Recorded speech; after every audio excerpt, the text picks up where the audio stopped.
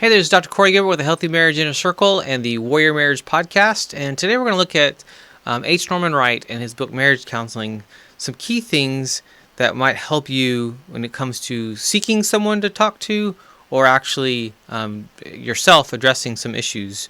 So today I actually want to look at how to begin the first session. So I'm talking to those that are helpers, but also if you're thinking of going to get help, some key things to think about. So different people have different approaches, and here's just four for you to kind of think about. So the first approach is to present an informal outline. Here's what we're going to do. So that person is prepared, the helper. And second approach, explain the counseling process. Third, ask reason for counseling need, which is kind of putting the ball in their court, and they kind of share their story. And fourth, ask relevant questions. And what I want to do today and in this, I want to kind of talk through some key tools, if you will, that, again, if you're listening to this as a couple, may this bless you and lead you to change and growth. If you're a helper, may this be some tools you add to your toolbox. But if you're also in between, where you're not getting the help you need, that you'll find the right person to actually help you. That's a critical one. So think about this. A key is to help couples rebuild their love for each other. And a place that we tend to not focus on is their courtship. Now, you might, but I want you, if you're the couple listening, to go back there. What are some things that you remember about that time that you were dating and heading towards marriage? You should have great memories here. But I'm surprised how many couples don't. They do, but they've disconnected themselves to those because of either the monotony of marriage or the stress of marriage or the struggles. Focus on the touching, early impressions, the main attraction, complementary traits, courtship fantasies. Relive enjoyable experiences. Maybe go to some of those same places. Decision to marry, the current marriage status. Expand on the couple's responses. And so you're hopefully taking them back there, and they're re-experiencing and reliving. I remember this last road trip this past summer, we were driving from Oregon to Texas, and it was so cool to drive through where my wife and I first lived, and then to go by the Rose Garden where I proposed. The kids weren't very impressed, but we just reminisced like crazy as we looked at that first 1920s house that she owned when we got married and where we first lived, and just incredible memories. And to go back there is actually really critical, and more often than you probably realize, just as it's important to share your story and talk to your kids and tell others about your love story. And we are losing this kind of verbal legacy, if you will. We need to be able to do that. So if you're thinking of getting help, again, or if you're a helper, this is an example of the first session. We might focus on the need for better communication, why counseling, your marriage expectations. We saw in other videos that's a key struggle, and guide couples to talk to each other in the session. Now, every one of us works different, but this isn't about necessarily a lecture where I'm speaking or teaching or doing like I'm doing here to you.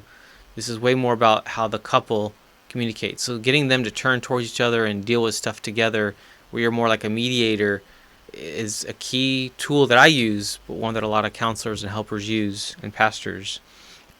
That word expectations is a big one. Dealing with and addressing expectations. Expectations that hamper the marriage. Things that things should stay the same. Honeymoon fever should last forever. Mind reading abilities. And expecting problems because of differences. We need to be careful with our expectations. I remember having the expectation when I got a call from Kelly one day, when are you coming home? I think I called her, and I was expecting when I arrived home her to have the kids ready to go. We're going to jump in the car and go somewhere. Her expectation was I will begin getting the kids ready when he gets home, so he will help me.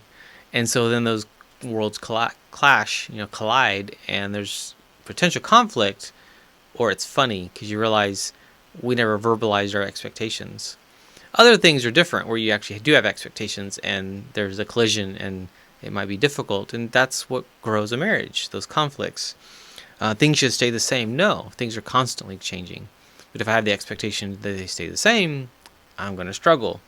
The honeymoon does not last forever. And then every time I try to guess what my wife's thinking, I'm wrong, pretty much. Some people are more intuitive maybe, or other people, like my wife, can guess a lot of what I'm thinking because I talk a lot, and that's different. And then sometimes we just expect problems because we have differences, but is it okay to just have differences? So according to the research, 69% of conflict and problems in marriage is actually not solvable in the way that we think it is. We think it's supposed to be all tucked away and a nice little ribbon on it and bow, and no, sometimes it's ongoing, or it's something that we have to just accept that that's kind of the way they do things. So if you think of the counseling field or the helping field, this can be pastoral, this can be pastor, coach, counselor, all those kind of people. There's some key approaches. There's short-term behavioral, brief solution focused, a one-time visit, just a chance for some goal setting, hypothetical solutions and exceptions, your role as an encourager, directive, or outward behavior. I really struggle with just behavioral. I feel like that's seeped into the church, and now we're doing a lot of just behavior modification, and we're missing the heart too often. Our kids might behave well, but their hearts have been lost along the way. We might be behaving well for a time because of something that kind of pushed us to do that, but our hearts have not been captivated. So be careful with just behavioral personally. Love the brief solution focused. I like for counseling to be brief and to focus on solutions and not just the past. But as a trauma therapist myself, I've realized there's times we need to stop and look at the past and deal with some of the things that haunt us and the pain to be able to move forward. And that's actually important. Where I went to seminary, Southwestern Baptist Theological Seminary, they did a study of the students and others in the community that used the counseling services that we as students worked at. And one of the questions they asked was, if you came for one visit only, why didn't you come back? And it was 90+% of the students said, because I got what I needed. Or the students and the clients from the community, that I got what I needed. That's so revealing that oftentimes it's just one visit. I just need that reminder or that tweak. But here's another interesting piece of that study. They found that the majority, I can't remember the number, the majority of people actually solved their problem between the call to the counselor and their first session. They just went to the first session to kind of confirm. So a lot of times we have what it takes, but we kind of need that kick, that pressure, if you will, to change. So here are 5 steps toward a positive relationship. So I'm going to kind of wrap up with this today of 5 things that are just really powerful for you to think about. Again, these are from H. Norman Wright, an amazing author and counselor and speaker and just example for us in this field. Identify specifically what each spouse would like from his or her partner. I mean, seems logical, but what are the specific things I need? And a lot of times I haven't figured those out. I'm just either whiny or stuck, or you should just know, that mind reading thing.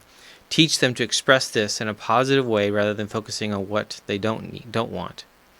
And too often we're able to focus on what we don't want, and we can't identify what we do need. A powerful book that I've used for years and tools that I've used from this one is from Willard Harley, and not just because of his last name, but Willard Harley on His Needs, Her Needs, because it outlines 10 needs, and there's this tool that he's got where you walk through those 10 needs, and each spouse figures out what are my top 2 or 3, actually 5, and then 2 or 3, and then what are the ways that I would feel loved by my spouse if they did these things. They're not demands. These are requests. These are ideas, like a brainstorming session that can change a marriage. But what I've actually also found, this is only really helpful for healthy marriages that want to get more healthy. That when the couple's really struggling, these become just more reasons why we don't fit and don't work, and they tend to get stuck and they tend to want to quit. But this is a process, a beautiful process, and part of that dance. Encourage each one to become an explorer, to discover what the mate would like and then surprise that person. They need to learn to do the unexpected.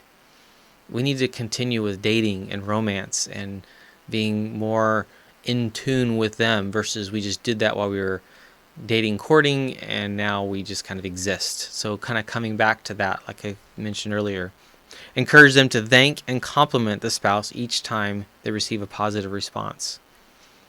How often throughout the day are we complimentary to our spouse? If we're not, that's an area to tune into and to think about being more intentional with. Urge them to pray each day, thanking God for the positive characteristics and responses of their spouse, and specifically share with God their intentions for their own behaviors that day. So thank God for them, and then focus on what am I going to grow and change in, versus God fix them, God make them change. This is really, really critical and a really important tool that can help us all, myself included, be a better husband, be a better spouse, which is really, really a powerful thing. So I hope these are encouraging to you. I hope they're helpful, these 5 steps towards a positive relationship, and just kind of what the counseling process could look like and how you could actually have a healthy marriage with some investment and some time and some intentionality. It's so worth it. Our marriages are worth fighting for. We must fight for them, protect them, and protect our families, and we can grow in so many other areas as well. So God bless you in your marriage. Hey, this is Dr. Corey Gilbert, and I would actually love to dig deeper and actually see how I can serve you better. One of the ways we can do that is if you join my free Facebook group. So you go to facebook.com/groups/thehealthymarriage. Join there, and it's free, and we actually can get into further dialogue, and you actually will be able to see all these videos and access all this stuff kind of in one place. And I'd love to be able to talk with you further to better serve your family so you can build a healthy marriage that you're proud of. Bless you and your marriage.